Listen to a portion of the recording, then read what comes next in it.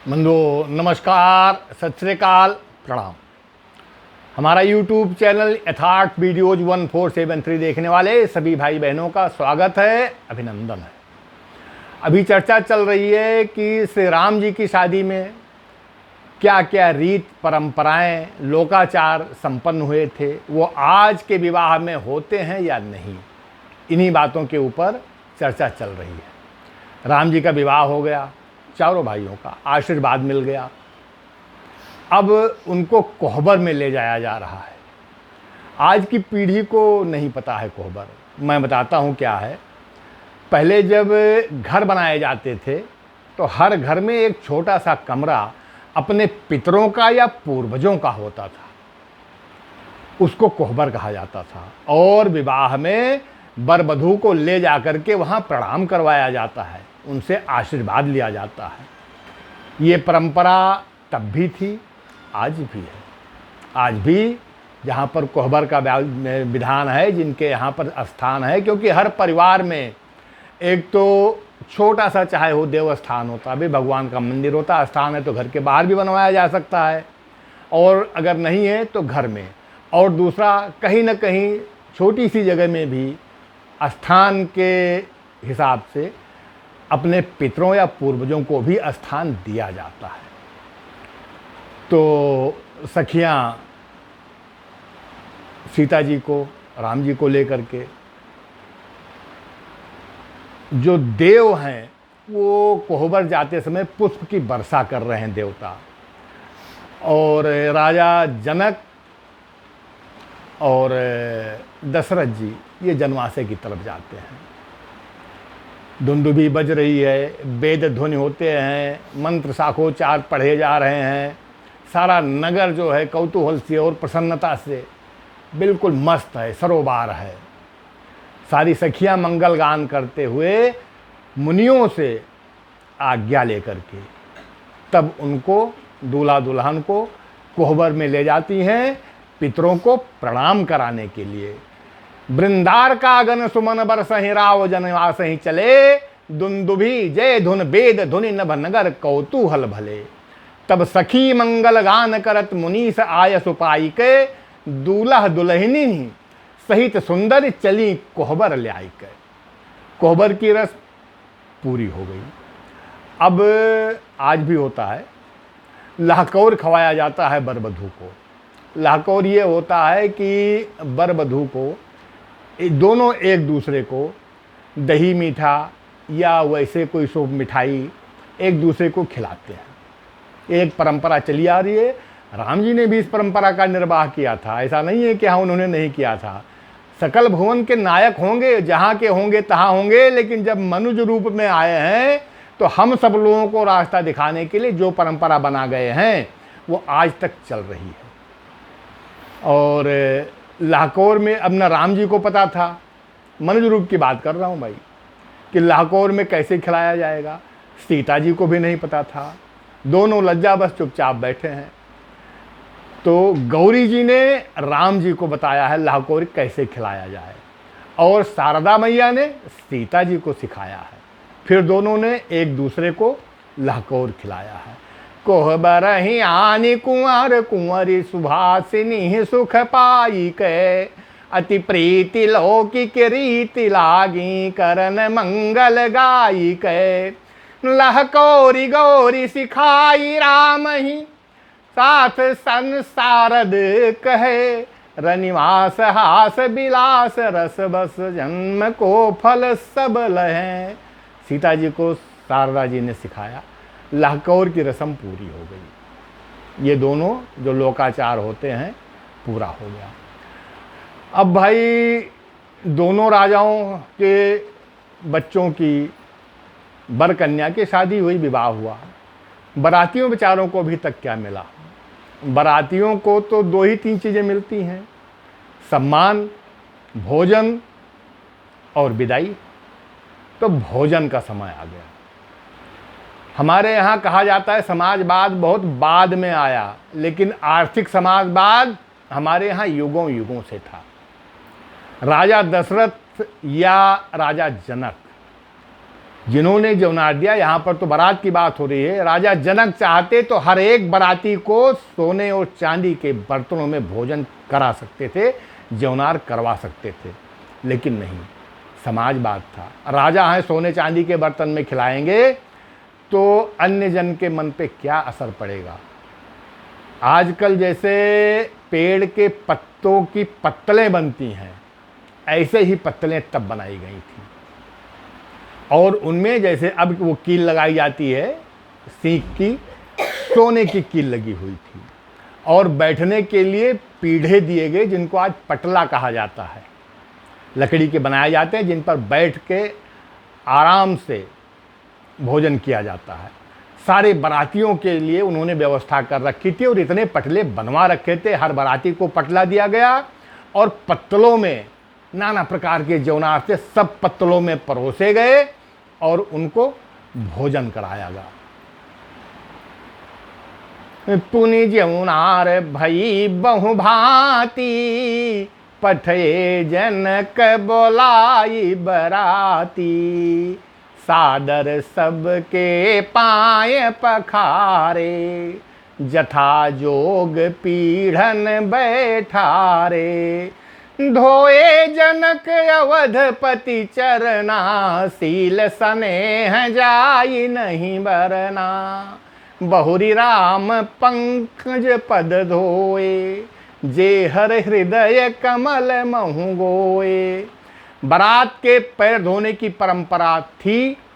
आज भी जब 3 दिन की बारात होती थी तब हर बारातियों का पैर धोया जाता था। जनक जी ने यहाँ ये काम सेवकों से नहीं कराया, खुद राम जी के, दशरथ जी के, उनके सारे भाइयों के चरण धोए हैं। चरण धोने के बाद में सबको उचित आसन दिया गया है, और जितने परोसने वाले चतुर सूपकार थे वो सब परोसने लगे, सबने पत्तल रख दिया और भोजन परोस दिया।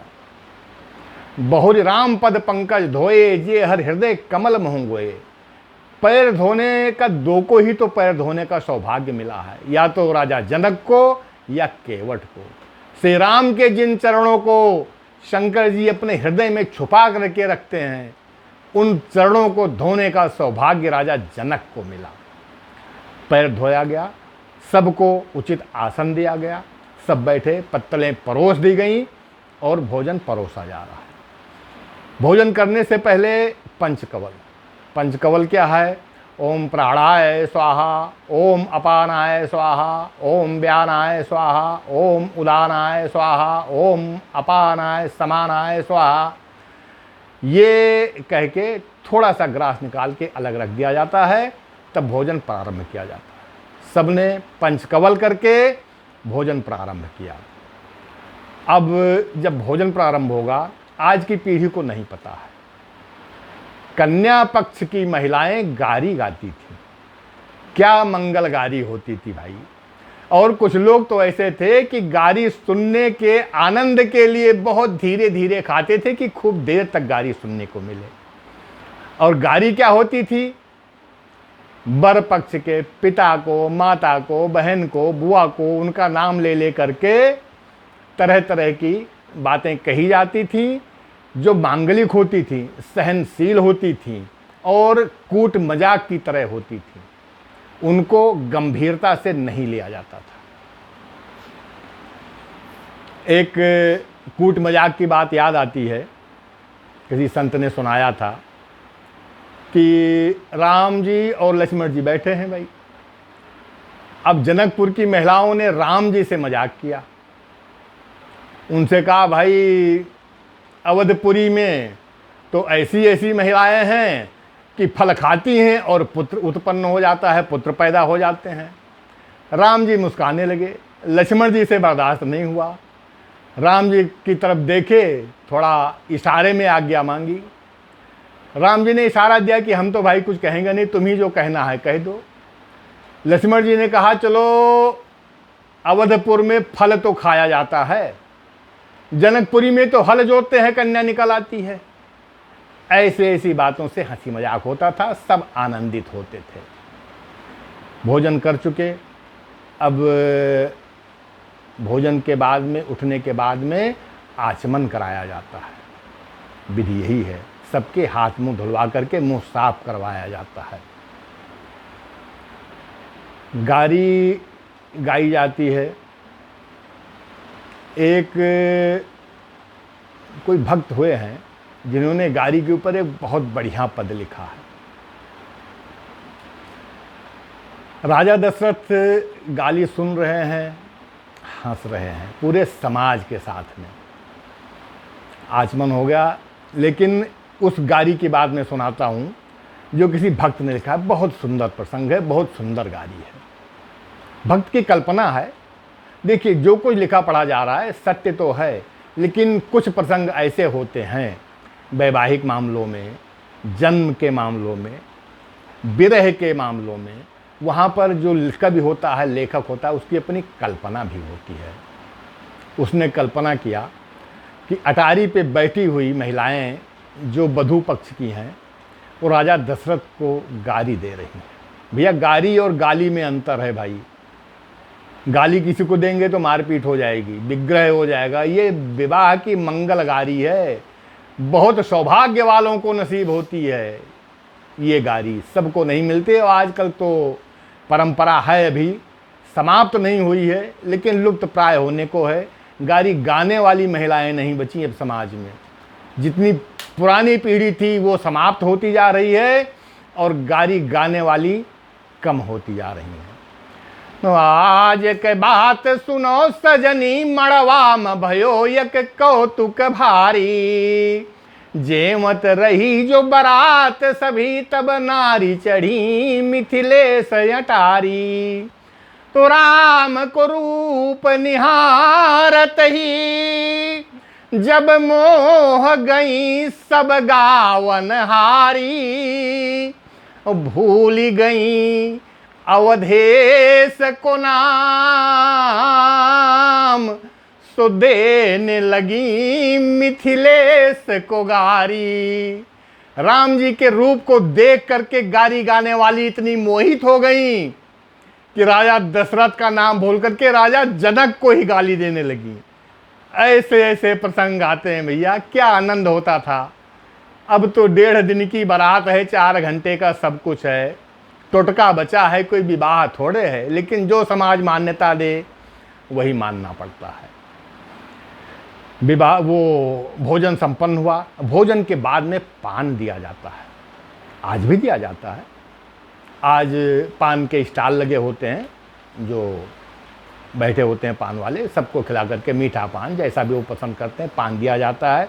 ये हमारे भोजन का ही एक अंग है कि भोजन के बाद में उसको पचने के लिए भोजन को मीठा पान दिया जाता है। और जनक जी ने पान दिया दशरथ जी को और पूरे समाज को, और सब भोजन करके अपने स्थान को गए। देई पान पूजे जनक दशरथ सहित समाज। जनवास ही गौने मुदित सकल भूप सिरताज। राजा दशरथ पान खाने के बाद में जनवासे में गए। जनवासा बता दूं, जो बारात, पहले भी मैंने बताया है, बारात के ठहरने का जो स्थान होता है उसको जनवासा कहा जाता है। भाई भोजन हो गया, बारात फिर विश्राम के लिए आ गई। अब विदाई है। विदाई, और विदाई के समय कन्या को क्या सीख दिया जाता है। विदाई तो लगभग वैसे ही है जैसे तब हुई थी, वैसे अब हुई है, लेकिन कन्या के को सीख देने में बहुत अंतर आ गया है। जानकी जी को क्या सीख मिली थी, विदाई के समय माँ पार्वती को क्या सीख मिली थी, और आज क्या सीख मिलती है, ये सब अगले वीडियो में। जय श्री सीताराम।